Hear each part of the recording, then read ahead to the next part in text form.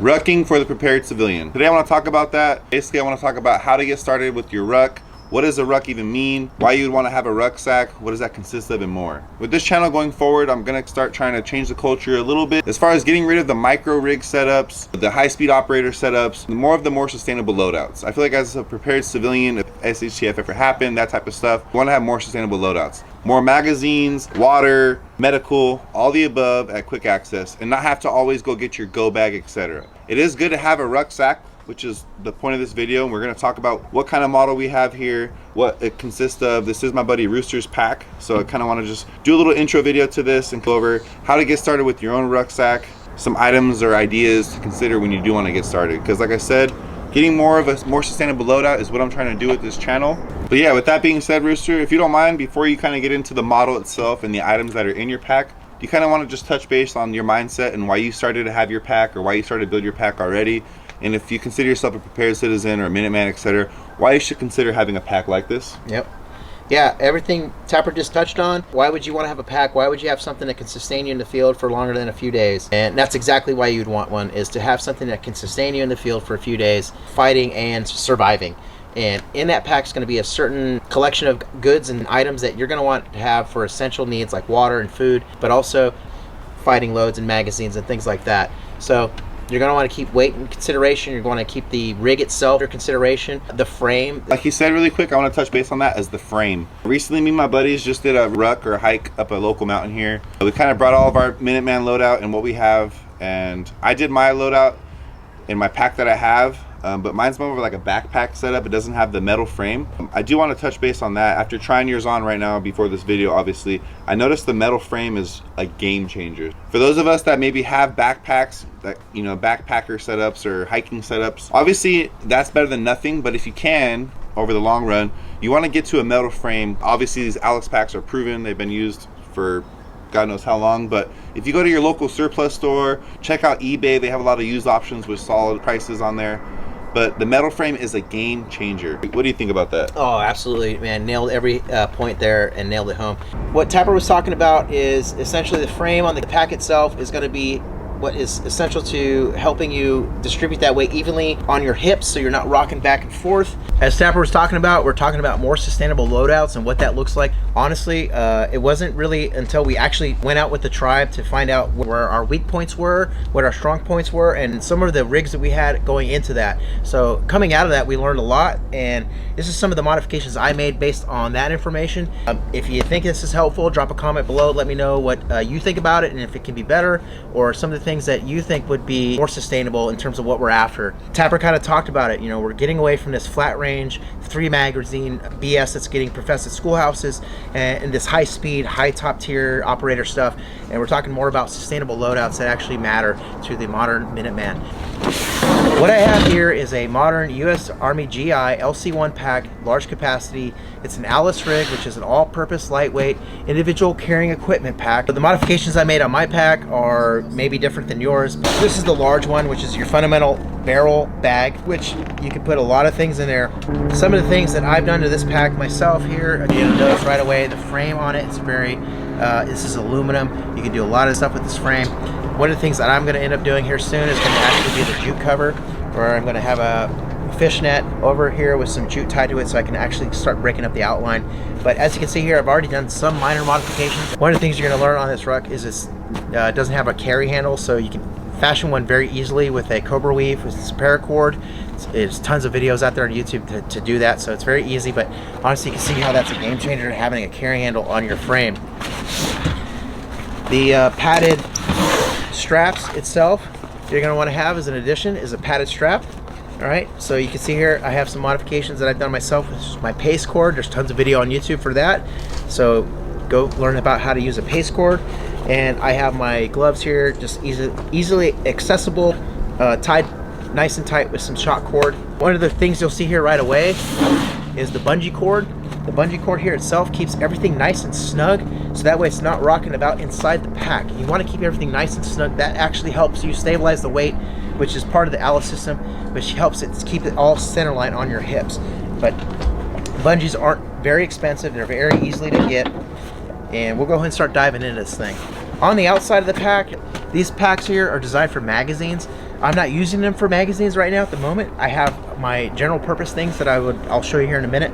But what you're gonna notice right away is this flip lid, and it gives you easy access. When I have my taps rigged together, I keep my helmet in here, so my MVG helmet. You can see I've done some modifications since the last video we've had here, so that's my helmet.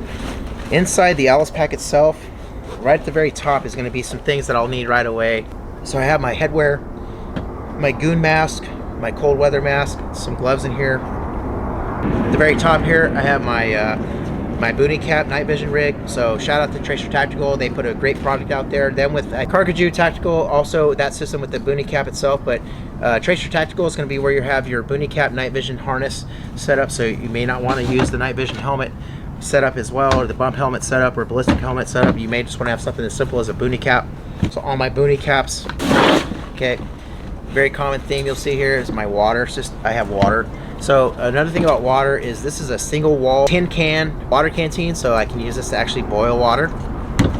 I have my bear spray. Again, I showed you in that previous video or some other videos that are out there. So bear spray, not an essential item, but something I want to have in my bag, just for a lot of different reasons. And in here, you know, I've shown this before. This is my dry bag. I have a spare set of clothes in here. Wool socks, guys. Wool socks is going to be your best friend when it comes to this. That's my rooster. That's my rooster crowing right now at night because we're being very annoying to him right He's now. like, shut the He's fuck up. He's like, be quiet. But in here, you're gonna have a spare set of clothes in here. So I have my dicky top, you know, button up, and some pants in here, and some wool socks, guys. Wool socks are gonna be your friend. Okay. Keep a can for my jet boil. I know there's a lot of different things out there, but this is what I'm using right now, so I have a jet boil can.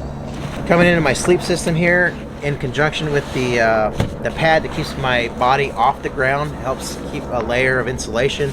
I could use a dry bag or a bivy sack. The bivy sack's going to help keep you dry.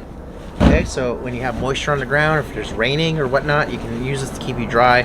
All right, in conjunction with a woobie blanket. This stuff goes a long way. You really can do a lot with this without having to have a sleeping bag or any of those other sleep systems in there for that matter. All right, so now we're just getting into the little things here. So Shemagh can be used for a lot of things, you know, water filtration, you know, you name it. Ask any Afghanistan Global War and Terror vet.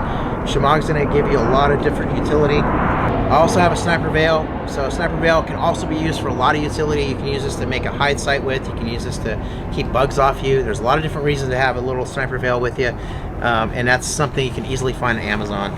Okay. I still haven't broken down my MRE, even though I should. You can really break these things down, save some weight, save some space, but you can break down your MRE system. But this can sustain you in the field for quite a while.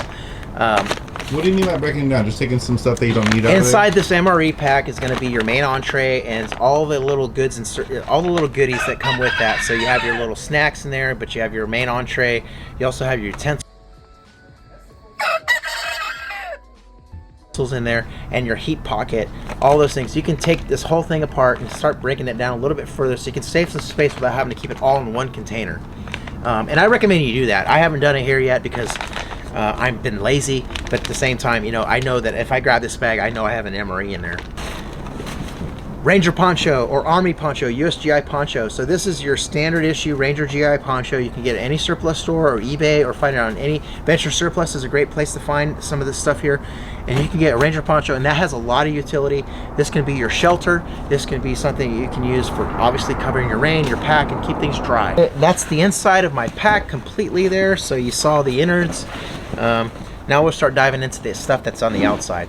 You can see here I have a little GP pouch here, so this is going to be where I keep all my general purpose stuff, you know, tape, pins, Sharpies. What I have here is a lensatic compass here, you know, your standard Chinese $20 knockoff here, but if you really want to get into land nav, you'll spend upwards of maybe $100, $120 for a good solid GI issue compass. But what I've done here is I've actually added some luminescent tape. So if I'm navigating at night where I don't have much visibility and I need to navigate and understand what's going on in my little GP pouch here, I have some photoluminescent tape here that I can easily identify what equipment it is. Your headlamp, something you can access really quickly with a red filtered lens on there as the instant light that comes on. You don't want any of those NDs that are going on with white light. I see a lot of guys out there that just rock those little white lights out there to their heart's content, but all they're doing is just really giving away their position, signature, and looking like goofballs. But give yourself a good solid red lamp, headlamp here. I pack mine with rice just because the cell phone, I don't know, that's my thinking. Some zip ties, that's some of my thinking here. You can do a lot with zip ties. That's I put them up here. And something I had hanging and dangling down from my old rucksack, which I don't recommend, is actually having things dangling, hanging off your packs, is actually storing them there inside somewhere so they're not making a bunch of noise. But I do have a whistle, so I'm a communications expert, so I would have some form of communications. My latch ditch effort, words are hard, but whistle is very easy to do. Also, I have some makeshift ear pro in here that I can easily access if I need an ear pro for any reason.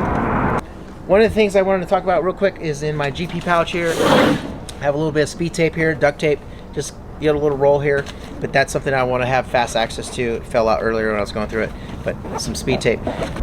All right, getting into the exterior pouches here, we're talking about our essentials, which is fire, water, and shelter making. So I have those divided up and organized here accordingly. So let's go ahead into the shelter making here.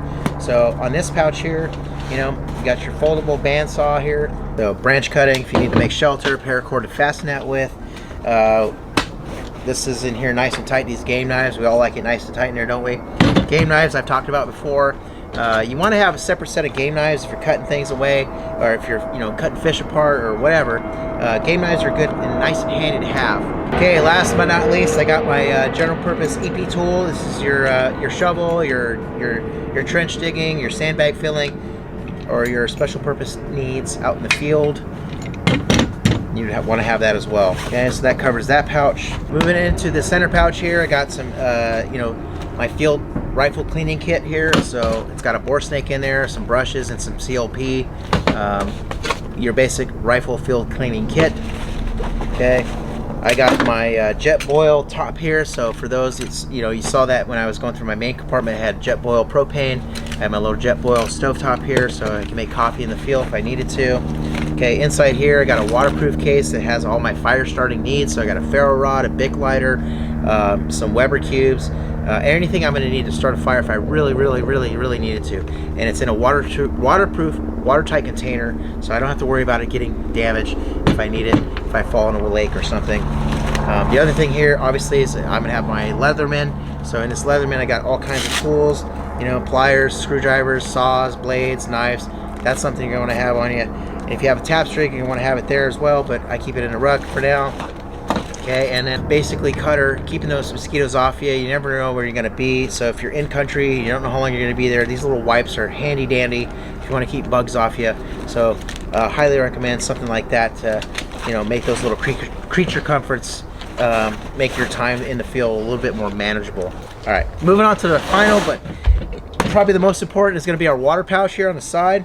All right, so my water pouch here on the side is going to have, you know, a Grail water bottle. So I don't know if you guys know much about this, but you could basically take pond water or any kind of water out in the field, and you basically fill this in and pressurize the water. It filters the water out that way. But this is something I would recommend, is some sort of water filtration system.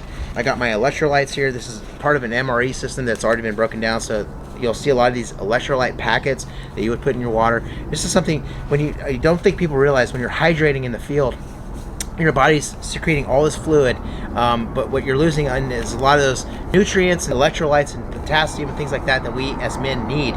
So that's why they have these electrolytes in those packets for us.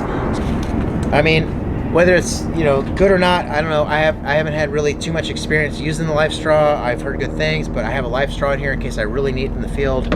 More of my concern is actually water capacity. So I have some basically like cheap water bags you can get anywhere, any surplus store or any online source.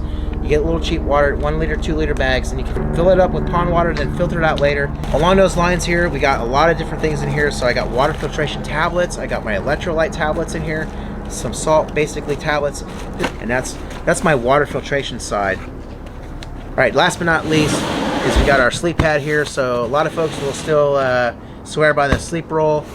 But you know, I got these little foldable sleep rolls here. You can cut them to size, but honestly, it's really not that bad.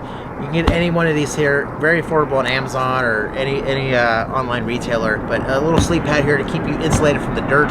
Really quick though, you guys, on the sleep system, I just want to do a little mention, because with my Ruck system, I have a inflatable system. It's really quick to inflate, but the downfall of that is that stuff is easy to pop. So I want to switch to a Ranger pad type system like Rooster has here, because that stuff can't pop at all.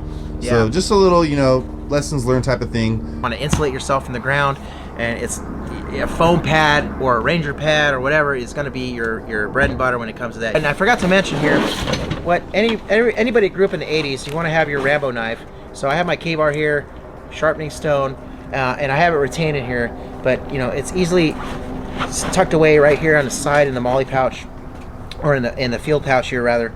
And anyway, I just want to forget about the K-bar. K-bar has been around for a long time. It's like the 1911 of the Boomer cutting knives, but it's great. You can use that to chop wood, all kinds of things for the K-bar. If you notice the retainment, guys, as well, that's an essential item to survival, and you do not want to lose that in any type of situation. So again, retaining the essential items to survival is important. Yep, it's all about retention, guys. As you can see, we kind of covered everything that I have in my pack. We covered the exterior packs, what I have in there. I got my water, my fire, and my shelter building inside. I got my sleep system, part of my sleep system on the exterior, and all the essential goods and needs that I need.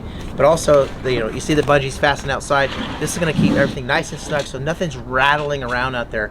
And the bungees latch onto the Alice frame itself, and it's super easy like that. So this is my pack. This is everything I've gone through here. This is kind of where I'm at with my pack. But yeah, if you have any comments or things that I need to work on, or things that don't work so well, or things that you saw that could be done better, put it in the comments below. Let me know where I can do better or do some different modifications. But yeah, this is going to wrap it up for my pack. Alright guys, so that's going to do it for today's video as far as going over my buddy Rooster's Ruck and his Ruck pack. Really quick question, what would you say the overall rough guesstimate on the weight is for that? If I had to guess, probably between 50 and 60 pounds, without magazines. Awesome. So 50 and 60 pounds, obviously without his magazines, and he's able to live out that for at least about a week or so. If you have any questions or suggestions, make sure to leave me a comment down below. Hope you enjoyed the video today, and thank you for watching.